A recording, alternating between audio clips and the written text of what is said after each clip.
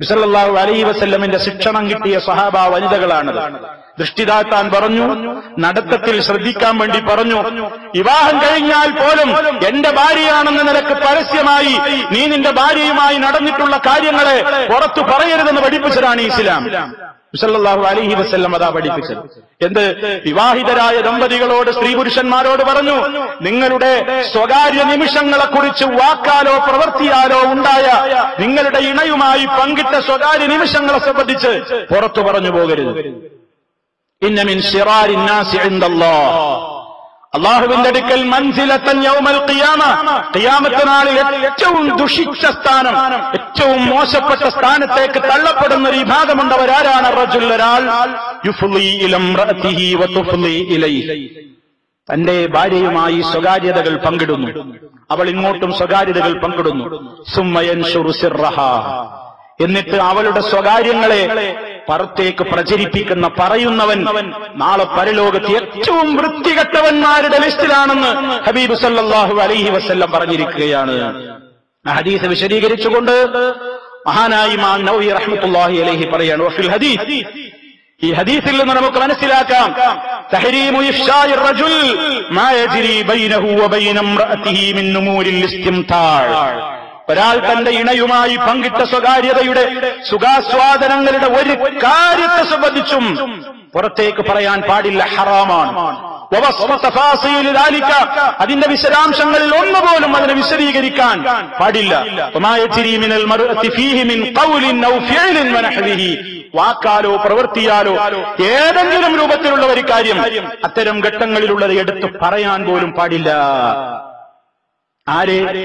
സ്വന്തം ഭാര്യയുമായി സ്വകാര്യതകൾ പങ്കിട്ടത് പുറത്ത് പറയാൻ പാടില്ല. പിന്നെ പുറത്തത് ചെയ്താലോ?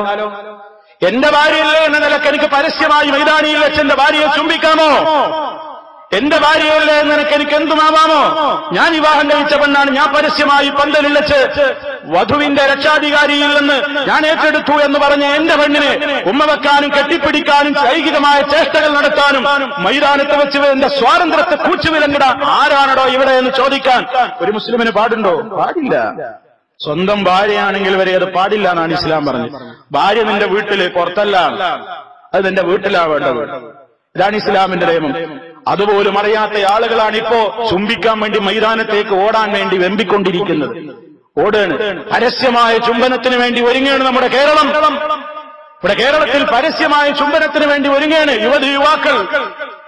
എന്റെ ഒരു കോഫി ഹൗസിൽ വെച്ച് ഇത്തരത്തിലുള്ള ഏതൊക്കെ രതിലീലകളിൽ ഏർപ്പെട്ടു എന്ന് പറയപ്പെടുന്നു.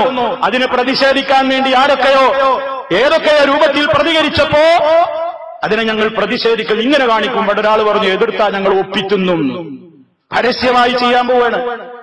ഇനി ഒരാൾ വേശ്യാലയത്തിൽ പോയിട്ട് അതിനെ പ്രതികരിച്ചാൽ ഞങ്ങൾ നാളെ പരസ്യമായി ഇതിനൊരു പ്രതിഷേധം സംഘടിപ്പിക്കാൻ പോകുന്നു മൈതാനത്ത് എന്ന് പറഞ്ഞ് പരസ്യമായി ലൈംഗിക ബന്ധത്തിൽ ഏർപ്പെടുന്ന ഒരു കാലം വരില്ലെന്ന് ആർക്കെങ്കിലും പറയാനാകുമോ? വരും, വരും.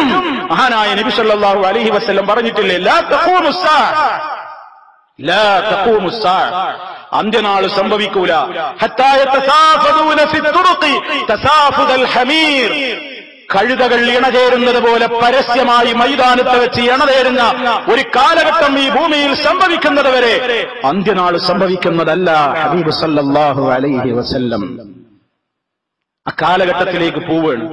വല്ലദീ നഫ്സി ബിയദിഹി, നബി സല്ലല്ലാഹു അലൈഹി വസല്ലം പറഞ്ഞു, വല്ലദീ നഫ്സി ബിയദിഹി, എന്റെ ആത്മാവ് ആരുടെ കയ്യിലാണോ അവനെ തന്നെ സത്യം, ഈ ഉമ്മത്ത് നശിക്കുകയില്ല ഏതുവരെ, ഹത്താ യഖൂമു റജുലു ഇലൽ മർഅ, ഒരാൾ ഒരു പെണ്ണിനെയും പിടിച്ച് ഫയഫ്തരിശുഹാ ഫിത്തരീഖ്, വഴിയിൽ വെച്ച് പരസ്യമായി ലൈംഗിക ബന്ധത്തിൽ ഏർപ്പെടുന്ന ഒരു കാലം വരും.